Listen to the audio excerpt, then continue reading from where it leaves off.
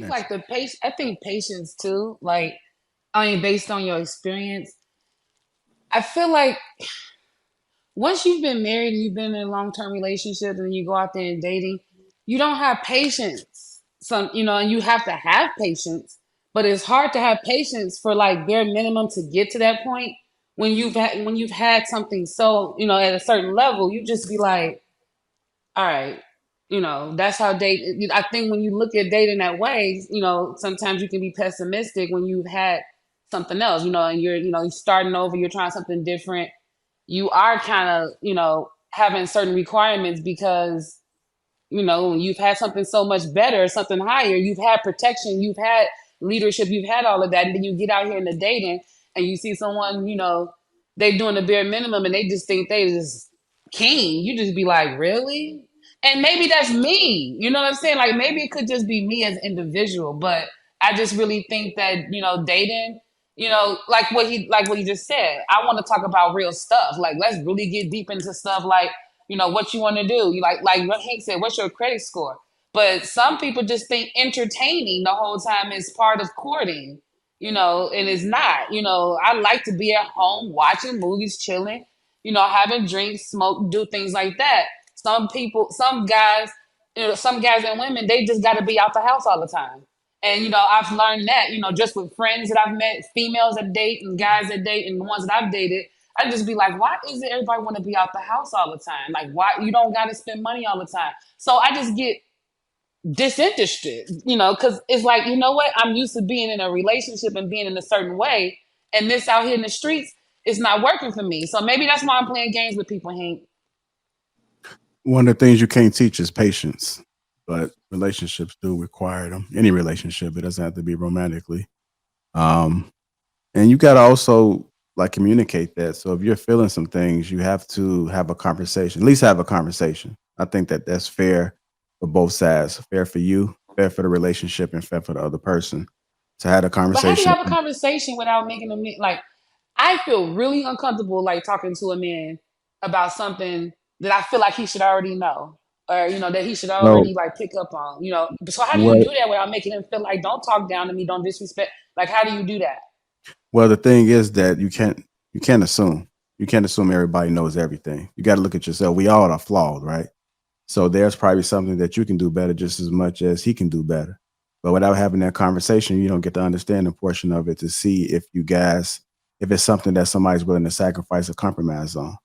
So the correct thing to do, in my opinion, and I always go off a spectrum, which side of the spectrum you want to be on, the more pro side or the con side. It seems fair to assess based off how the world works and how we view it and look at it that if you have a conversation, you give it a fair chance, a fair opportunity. That's the least you can do. And then I'm okay with you making that decision. But when people assume their actions are, they move off emotion.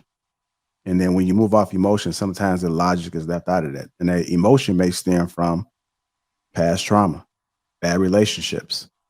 You might have just been dating somebody that might have went bad. So you have to kind of be a little bit self-aware of who you are and how that can sometimes self-sabotage the relationship. But you have to be fair. Always apply logic and not the emotion. Sometimes if you understand who you are and you know that you're a firecracker, just sit back for a second and just think everything over. Even run some things past somebody to see if you can possibly get to a place where it all makes sense. But a lot of times we just, the older you get, the worse it gets because we had all this failed experience. We trying to make sure we get what we want. Our standards are raised, our guards are up, and then people are not moving genuinely at that time because now they're moving and looking at everybody as potential enemies. So that's why I think that you really have to understand that communication, dating, all this stuff is complicated, but it doesn't have to be. It's only complicated because you're making it complicated. These are things that everybody can achieve because there are people that are achieving and getting the results. But you just got to be fair and honest of like what it is, and you can't carry the same mindset that you had with that bad relationship. You cannot carry it over to your future because you're going to keep getting the same result. And sometimes it's us. When I say us, meaning you, us, me, and I've had to do it myself. But that's a part of life. Life is going to be up and down. Life is going. It's meant for you to understand who you are. And every situation is going to be different. Every person is going to be different. So even if you date somebody and you think you got it all figured out, and then this person comes and brings something else out of you, he's challenging you a different way. But some people don't like challenges. Some people are afraid of change. Some people don't want to get uncomfortable. And sometimes uncomfortable can be a good thing. But you got to have that mindset. Everybody always look at the negative, but they don't understand the positive. I always look at negative situations and see what can I find that's positive in it. Because even when a woman has emotions, and I've said this before to people, like emotions can be a good thing with a woman. Those are some of the most loyal people that it is. That, and I have an understanding that if you at the age of 40, you've gone through some experiences. But that don't mean you got to turn your camera off when I'm talking because they don't know if I'm talking to you. I'm gonna go ahead and land my plane because you went on here and cut me off, man. I don't even talk that I was much. taking my hat off, and I didn't. You could let I that was trying cap to make sure on I was for keeping. I took my hat another off. 20 seconds, Chanel. But yeah. Anyhow, let's go ahead and go to Raimi. Let's get Raimi in there.